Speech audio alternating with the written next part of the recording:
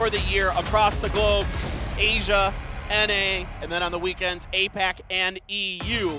And we begin our journey on Miramar. Plane path is up, looks pretty favorable, just a 45-degree angle across the middle, so nothing super crazy. There are a few sort of contested drop spots on Miramar during the scrims, G-Clef. A little bit around Minas Generales and a little bit around Chumacera. So those are kind of the two areas I have my eyes on more so than any others. Yes, and there was some skirmishes around Pecado challenging Genji during the scrims, but I don't think that's going to be a big contest for any other team because that's basically where Genji goes all the time. You don't really contest against them because they've been on that spot for such a long time, and experience comes in very handy when you go into that early 4v4. I'm a little sad we don't have TSG here because they are such a good Miramar team. They're such a pleasure to watch on this map, but Entis, I think, is probably the best Miramar team in this lobby right now. Now, Sun Sisters are great in their region on Miramar.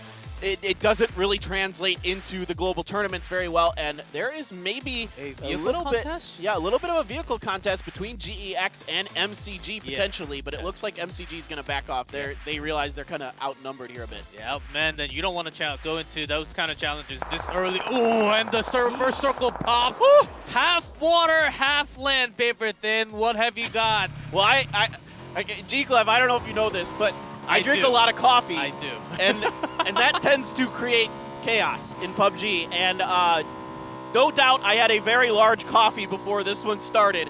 And it is a potential island circle here. And if it gets to the islands, there's actually a little bit of an interesting kind of Korean historical, cultural thing that I'd like to talk about. But we'll see if it goes there and if we'll get to that. But that first circle, what better way to kick things off here for PCS3 than that? Oh, yes, and a great circle. 4 infantry is basically on the screen. Long skirt, exactly the reason why he's going to be firing. He's going to be explosive again, taking a lot of those members down. This guy should still be the MVP for all around. We say a lot about Pio, but Long skirt you can't count him down. He's a force to be reckoned with from China. So good. Another great circle for Entis, also right on top of Impala. They don't have that much better of a looting, but at the beginning they spread out 1-1-1-1, oftentimes grabbing a lot of land in the circle. Yeah, so if you watched PCS2, you've seen some of this Entis splitting. This is kind of what they've been doing on these more Eastern-heavy circles. Now, there's an interview here. I want you to give me some insight here. 치킨을 먹을 생각이고 원을 안 줘도 꾸역꾸역 치고 들어가서 다른 팀들 뒤통수를 잡고 키를 먹으면서 점수를 올릴 생각이에요. 우리를 치고 오더라도 항상 우리가 이득을 볼 거기 때문에 각오 단단히 하고 bump into someone else. They will try to take the space away and just grab those chicken dinners if it's possible.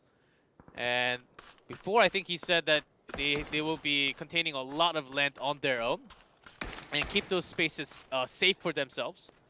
Oh. What is Dangche trying to do here? Dangche is doing some sneaky stuff. I see this a lot in both Korea and China where they'll send out one player to do some sneaky stuff. They get a read on a drop, and then they try to pick off this single lone player who's on his own. In this case, it's Zhao Ying, the play caller for infantry, who's out here on his own. The rest of Afrika is a bit far off. Let's see if this one's going to kick off anytime soon. Dangche does have that AK, and up close and personal, everybody knows it. The AK shreds. If you can land, especially that first headshot, you basically are going to get a kill for free. And Zhao Ying, I don't think is any the wiser. Idea.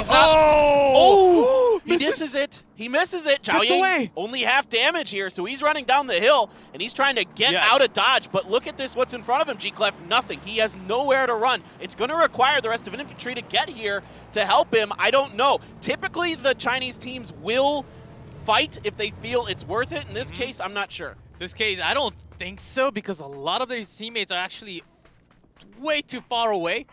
Might as well just run and look for your chances. That's exactly why he's going downhill, not too much angle against the Afrika Freaks who tried to get that easy kill. Dangche, what a sneaky man right there. He almost got it. Half damage, but it looks like Zhao Ying does find enough of the downcline in the hill to cover himself for now. Afrika not super aggressive, and I'm not going to say I blame them. They know full well who's dropping in that compound. They know it's infantry. They don't want to mess with them if they don't have to. All 4 of the players on infantry in up-close and personal fighting, some of the best in the business. Yeah, from the flash that we have just seen there, the stun grenade, I don't think Africa exactly knew if he actually got out from those compounds, so he will be safe for now. You're going towards that Impala side. The rest of the squad should be waiting for him right there. But he's going to lose a lot of the looting time. Yeah, Zhao Ying gets out of there very nicely.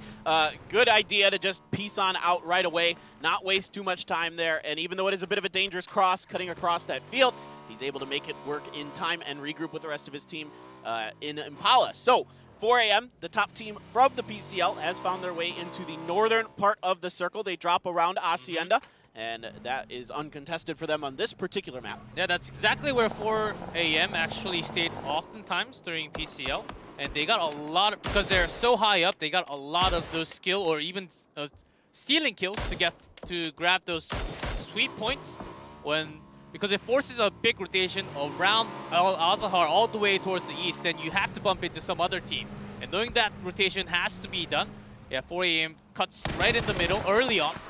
Oh, the battle now between Entis and Infantry. Indigo finds Longsker, gets some shots into him.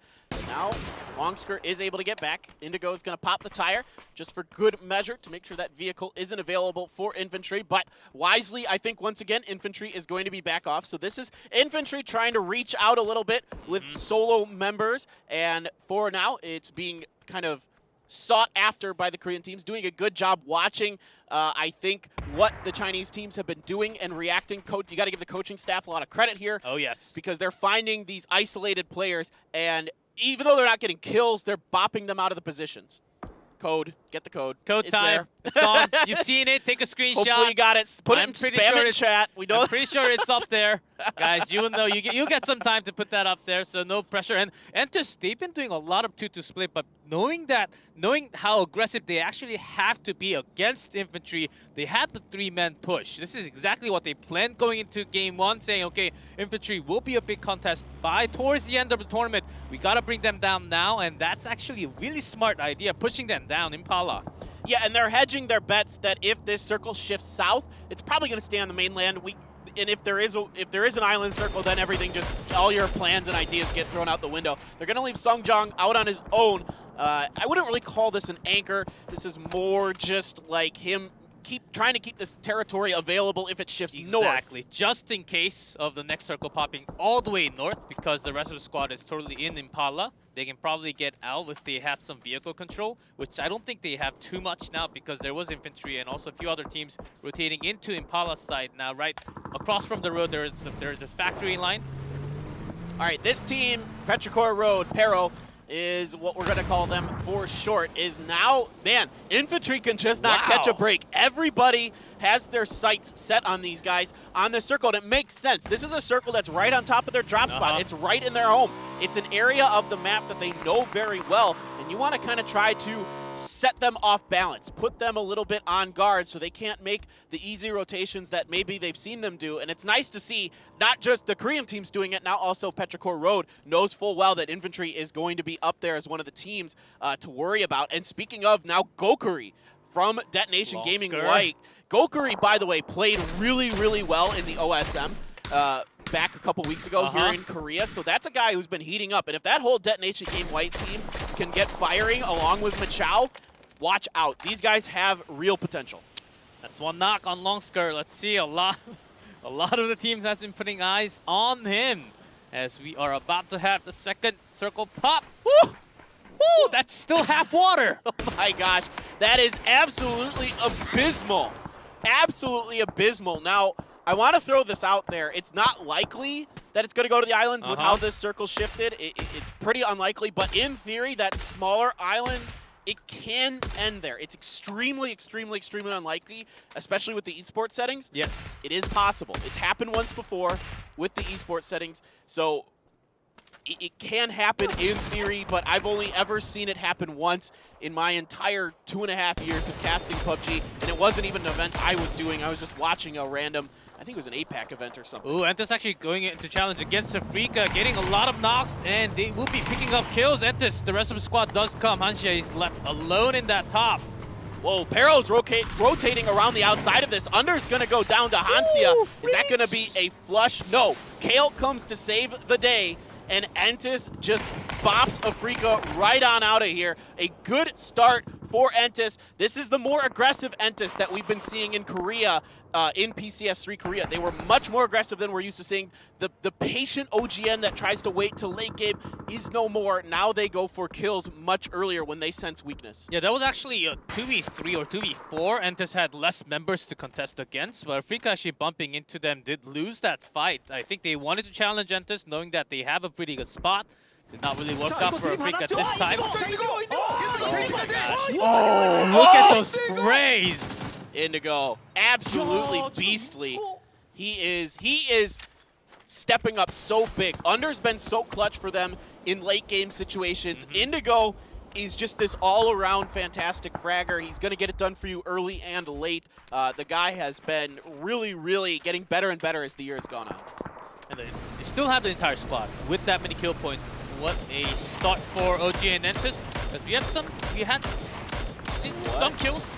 They're actually moving away out into the circle, all the way. Poor K7 probably thought there's no way anybody's going to be up on the coast watching this rotation that we're going to try on the boat. And here's Griffin, who doesn't mind hanging out in the blue for a couple phases. Exactly. This is something you got to worry about with Griffin. They'll come in late because they tend to drop on the edges. They'll either drop Valle del Mar or Alcantara. And so for them, they don't mind this. This is right in their wheelhouse. This is at their home, and they're making K7 pay a bit. Now, K7 is pretty split up. This is going to be really challenging for them to just get into these circles safely, not only because they're really far out and Griffin is here, but also because half the circle is water and there's just not a lot of space to get in. Yeah, you mentioned the good part about Griffin. They don't actually pick fights. They run away from fights, working outside of circle, late rotations, trying to go in after seconds at the edge of second circle or into the third circle.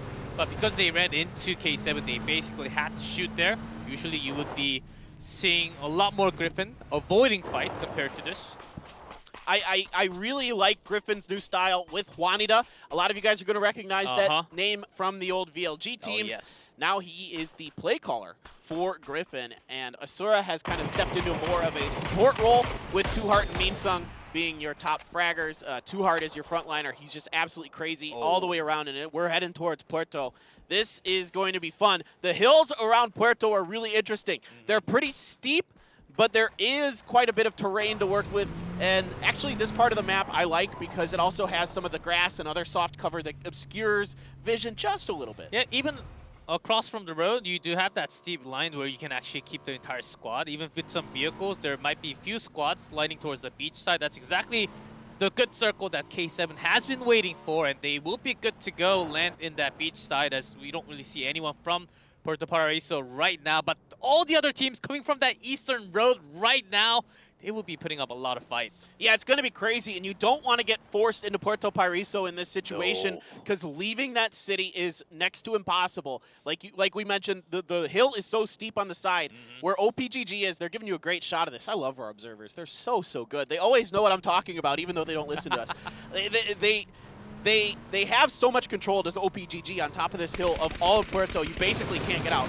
All right, over to Juanita. Now they've rolled up on the backside of 4 a.m. And again, the blue is their home. They do not mind. It's good grenade here. Looks like it's right next to Crazy. Gonna get the knock from Juanita. Now Godby taking some serious damage. He's getting knocked as well. All right, it's starting to fall apart, but Asura gets knocked from forever. So far, not clean. Minsung is down. It's a 2-on-2, 2-on-1. Make that a 2-on-1. Just Luke left. Spraying some shots. Good. Oh, Shalu getting that shot in, but 3 members down. How many can you actually get that res? Can you actually get the final kill? It is going to be up to 1-1 now. Two Heart versus Shalu. They're quite away, so maybe 4 a.m. will be looking to get few of their members up. And I think Griffin's just running away from this fight right now as they're still in blue. Yeah, this is Phase 3 blue, so you can res and heal fast enough, but once it transitions to Phase 4, there's not enough time to heal. You just have to go. You're just dead. So Two Heart's going to take that vehicle and run over to VLG. There is Spirit down. Deva is very hurt. Lambu, the play caller for VLG, on the backside, trying to hold things down as New Happy is bearing down on them. They've got Ming DD already encroaching, but we have lost a member of New Happy here already, so not the end of the world. Entis looks to be trying to potentially third-party this fight. This is exactly where the contest is going to be, right at the edge of that road, at the corner, before you go down to Puerto Paraíso. Here, you have Ming Ming. This is the player that Paper Thin you have been mentioning so many times. There's Lambu that does peek out, but Does not really has. He's the last one out. He has to look for the perfect shot. He hasn't seen Really him. patient. Ming. That's a shot. Yeah, he gets a little bit of damage there. Isn't able to hold it down. We still gotta go into the circle or else he's gonna drop. Yeah, it's really, really tough now for Ming Ming, as now Lambu's just going to back off. They know by the kill feed that New Happy is basically down and out except for their last member. Speaking of down and out, Griffin is going to be the first team to fall here at PCS 3 Asia. Just too many teams in the way because of these crazy circle shifts for them to get through, and 4AM held very, very fast, very strong. 4AM, in fact, getting 2 of their members back up. Godby and Forever still kicking, as this one centers up to the outside of Puerto. So, unfortunately for K7, it's been a rough one. They've had to get on boats to get to where they are, but coming out of Puerto, if OPGG decides to not let them, they're pretty much not going to get out.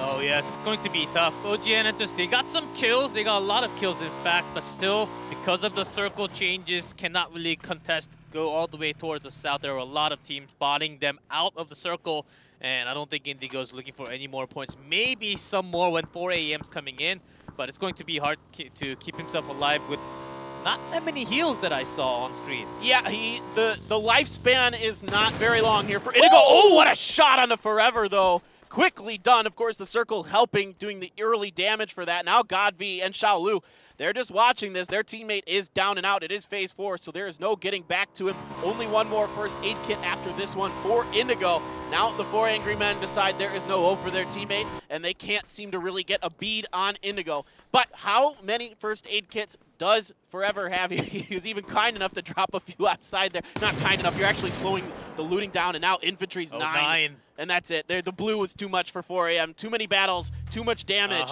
And there is another point in the back for infantry, who still has 4 up despite a couple early skirmishes. Yep, they managed to actually get out from that many fights and still keeping the entire squad together.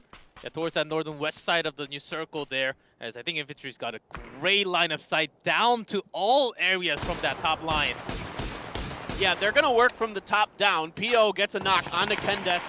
Ken is, I think, resable potentially, but it depends on what Sun Sister's going to do. You've got GEX over here as well, so a couple Genji's teams going to push a lot further into Sun Sister line right there, as they're also contesting from against the other team. Sun Sister's having a tough time really keeping their line together against Genji. All right, PO gets overextended just a bit, doesn't get knocked for it though, and he is doing PO things. This is much more Genji style. They've gone back to this 1-3 with PO out front, but now Crazy Sam is going to reach out. Crazy Sam, one of the best players in Japan, but it's going to be Aqua 5 with the support. This guy, like you mentioned early on, he doesn't show up in the kill feed, but his damage numbers are often good, and he does a lot of other things for Genji. And it's a hard place to get that smoke down, so don't mind that too much. And Aqua 5 will always come as a backup. If you have a member down, he's always next to that person, so no worries for Genji. As they will be quite safe. Sun Sister will be challenging them just a little further, but I think PO's safe for now. Yeah, I think this should be okay for Genji to get this. I don't expect the Sun Sisters to push onto this. There's only Faye and Polly left. That's just not enough. Now XDD from Pero takes a lot of damage. The last member alive here. Some of those players you're going to recognize for Pero. They go down to VLG's Lambu. 11th place for them. But that Pero team, there's a lot of really good players. Some former L-Stars players, some guys that are extremely talented. As Indigo somehow, some way actually came into the circle with that many items picked up from the dead body. And picking up another kill. It's really nice for Entus right now, but gets eliminated right there. What a run. What a run for him to start this. 5 kills for Indigo to come out. I like the aggression, even though it's only 6 points for Entus. That's good. That's a pretty good start considering the way these circles went. They constantly were shifting away from them. They had to fight through a lot of different teams. They just dominated Afrika in their battle with them. So not a bad start at all for Entus. MCG gonna find AO. He is down. So K7 actually loops around the backside of Puerto. They're able to get out because OPGG is kind of distracted a little bit with what's going on around them. That's a nice movement here from K7. And OPGG is actually panicking in those compounds they shouldn't be in. They actually lost the Ember against MCG, who's actually far away.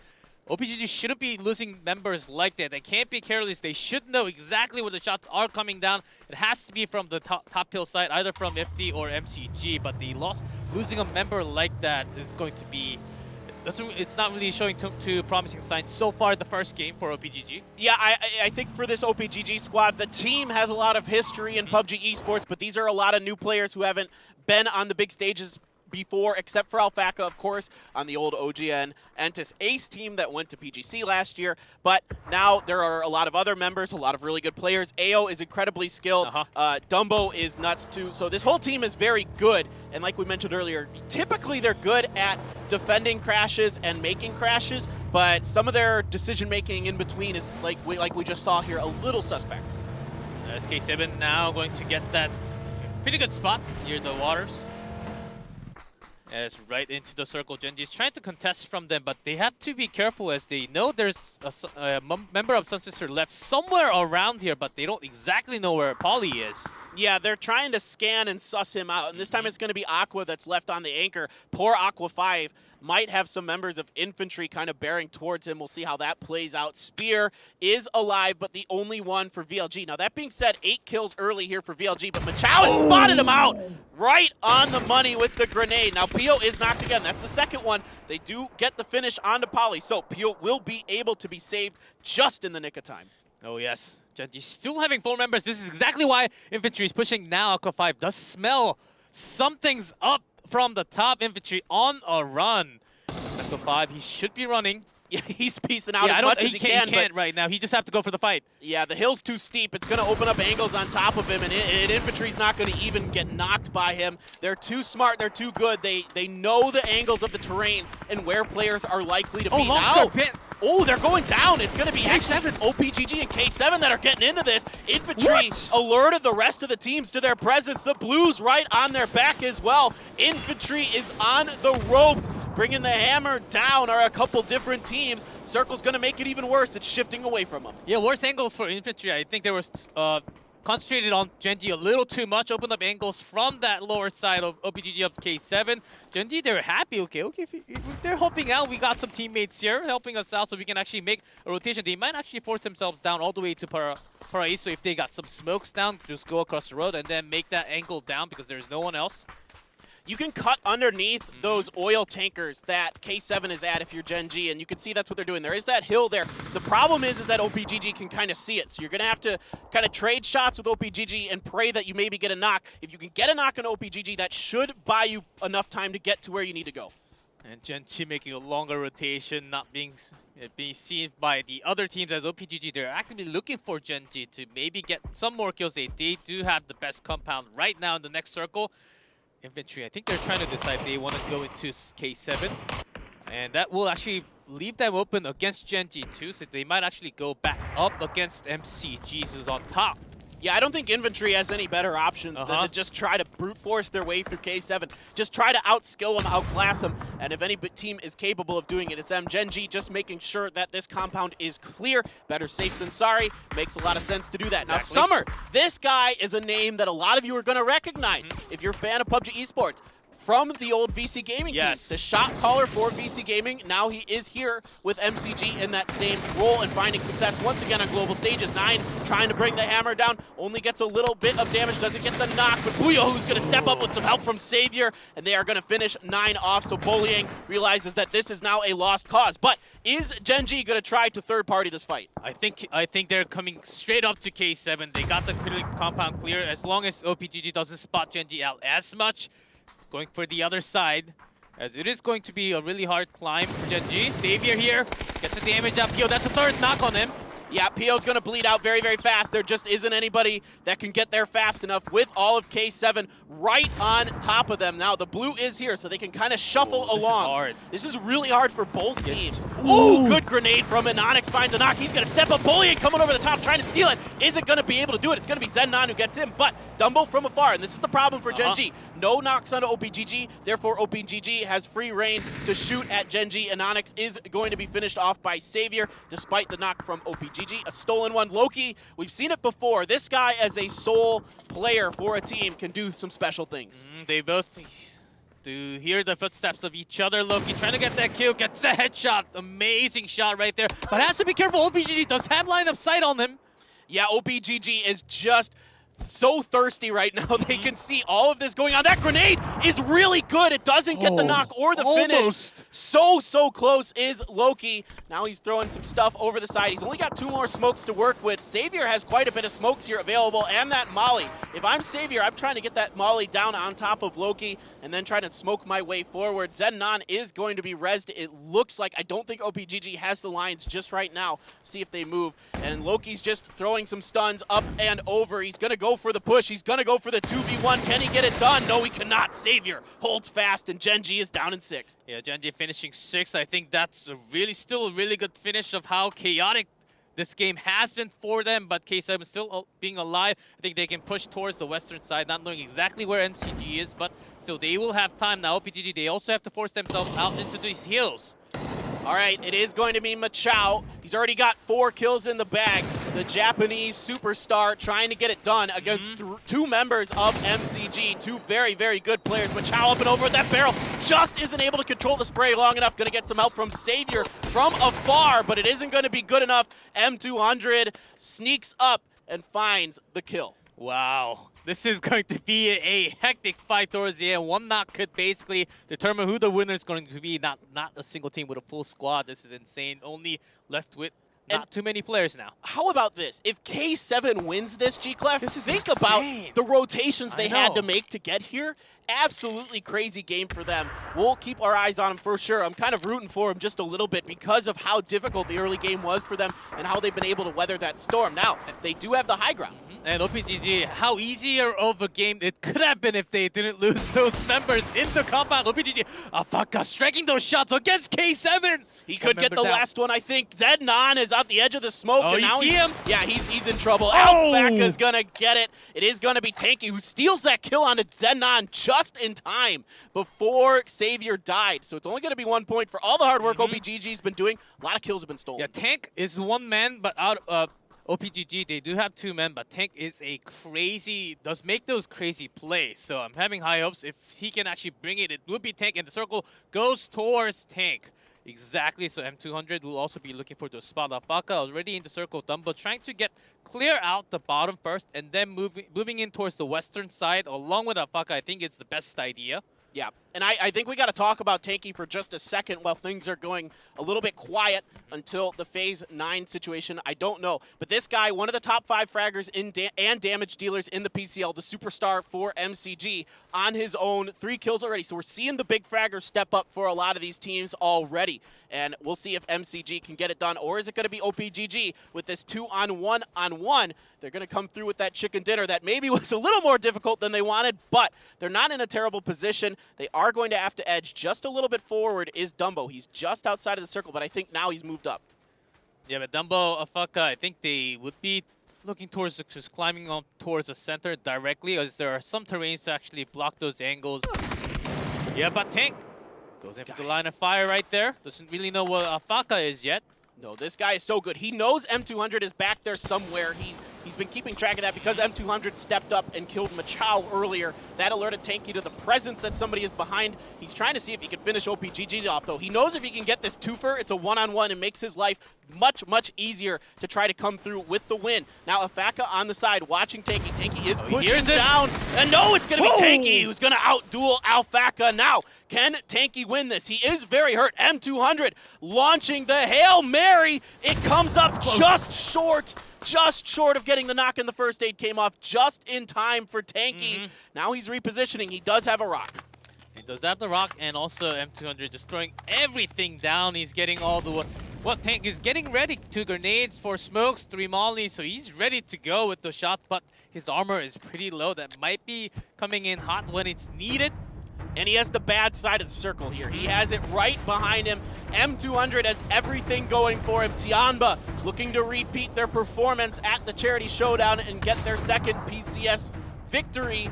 We'll see if they can do it to start in this game get a good start going for themselves. We'll find out. Tanky looking pretty far over, aware from M200 is. He's expecting M200 to move a little bit more to the right, but there's a ridge line here for M200 to work with. Exactly, M200, knowing that this can be the only rotation now, he can't really go towards the western side, moving up far early before Tanky makes that long rotation. This is such a great read coming out from Team M200. I think he's about to get that first chicken dinner. Yeah, it's going to be hard for Tanky. He's going to have to land some tough, narrow shots, most likely, unless it just stuns him. M200 might just pop up, getting a stun over his own, but not in time. It's going to be M200 who steps up.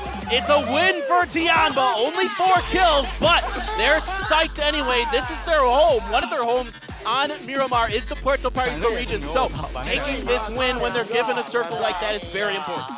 Yes, MCG not coming close at the end, but still 5 kills from Tanky. And so this is a huge moment as Tianba, they were not really challenged as much compared to Infantry or the other Chinese teams, but still, due to the rotation and the right decision making, they've been pretty quiet, just snaking through those mountains, not really challenging into too many teams as they were basically bumped through that hard rotation into that eastern side of Miramar. The circle just popped every time to the south towards the water. It was a hard rotation for all the teams, but Tianba keeping those members alive led them to a victory. Yeah, it's smart, efficient play from Tianba, and we've seen this from them where they're able to get it done in different ways. Yeah, sometimes they'll frag out of their minds. Other times they're going to be patient when they're gifted circles, and that's all you need to do in a situation like this. Now, a lot of these big players stepping up at big moments. Machao for Detonation Gaming White. We saw some good stuff from Infantry early on, but having to push down that hill into K7 and Genji, just too much. Yeah, Infantry got greedy and they saw Genji and okay, this is the moment. It has to be the moment. We bring them down now, or it's going to be a challenge for us anyhow. But because of that, they did go overstep just a little bit too far into the mountainside, where K7 and OPGG also had a line of sight to shoot them down, helping Genji out in a big way. Yeah, I liked the idea from Genji here, leaving Aqua 5 up on the top of that hill, because the rest of Genji has a pretty easy maneuver to get into position to support him. Now, Infantry's just so good, they basically instantly killed Aqua 5 once they saw him, but that really allowed Genji to maneuver over to the side, block off the rotation from Infantry, keep them off, and that, like you mentioned, forced them into the sightlines of K7 and OPGG as well. Yeah, keep them off if they come down. If they don't, they can actually rotate back up there if the circle pops to the west or the north. That's actually another great idea, because Infantry, they also had some chances of pushing east. They didn't really see that much contest coming down from the eastern side, and I think that's all about the position of Aqua 5 there. Genji just having such a great read of the next circle's potentials. But Tianba should be a great start again for China in PCS 3 here. Of course. I mean, what else do you expect here at PCS Asia? Tianba. These guys, we know this, that Tianba Infantry, so strong. Former PCS winners, both of these teams. Not too surprising to see them come through with a win. It was a bit of a wild circle, and I got to give K7 a lot of credit. Oh, yes. Wow. How many kills? 11 kills? A lot. Was it? It was no, a lot. 7 kills in total. Yeah. But they had to make that insanely tough rotation. They came all the way from that northern coast where it wraps around, took boats all the way around. They were getting shot at by Griffin. Almost went out of the map. Yeah, there is a boundary there. Oh, and they went as close to it as they could.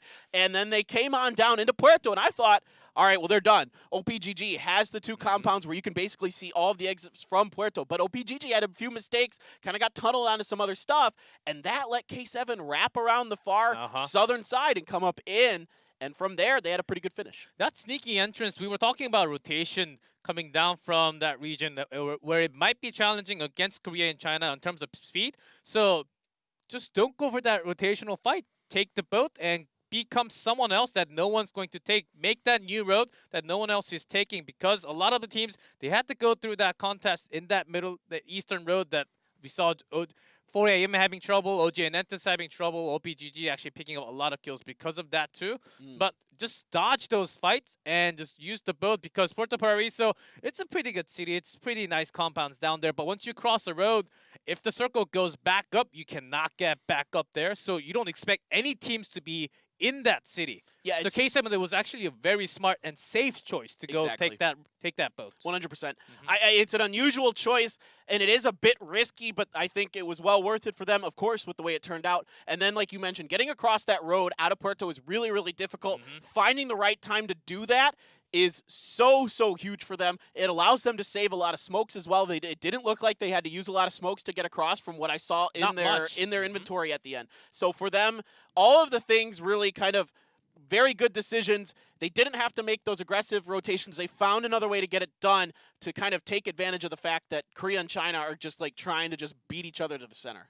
And K7, if they actually had some more bold play towards the end, I think they could have had better positions early on and dominate over OPGG or even challenge into infantry, as they only had one member left again. But I think K7, after that, those had the type of rotation when the circle shifted north, said, okay, this is going to be a very tough match for us to actually get the chicken, where they somewhat had a pretty good idea of how many teams were left after seeing that many kill feed, but because they had to climb up, it was going to be a hard challenge anyhow. So if it's a big challenge anyhow, I would just say go for it. It's going to be a chicken or not for them.